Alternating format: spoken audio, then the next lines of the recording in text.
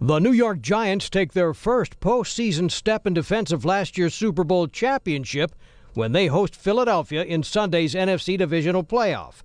But it was not exactly the opponent they were hoping for. Even though the Giants finished 12-4, they did not get the best matchup as the number one seed in this round. They would have preferred to play the Cardinals for sure, a team that they can handle very easily. They get the Eagles now, a team that is very familiar with them, has had success against them, and is a veteran squad.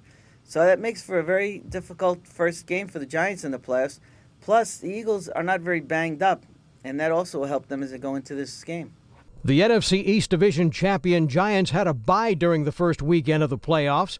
The division rival Eagles, who secured a wild card berth on the last day of the season, advanced to this game by handily winning at Minnesota. They had the right matchup against the Vikings, a team that was kind of weak at quarterback and also wasn't that strong in the secondary. They don't get the same kind of matchup with the Giants, of course. Eli Manning is not a weak quarterback. The Giants' defense is very staunch. It's very similar to the defense that the Eagles play. New York had the league's best offense during the season, with Brandon Jacobs and Derek Ward anchoring the running game. Both runners racked up more than 1,000 yards, but a worry remains for New York. The Giants will need Brandon Jacobs to be as healthy as possible. He won't be 100% for this game, but they need him on the field. Derek Ward has filled in very well for Jacobs, but Jacobs is the hammer in that offense, and the Eagles will get worn down a bit if Jacobs is in there and able to pound.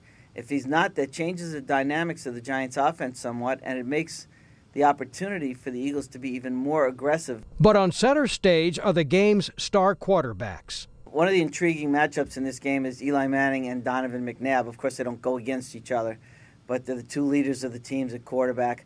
Manning's first playoff game since he won the Super Bowl and was the Super Bowl MVP.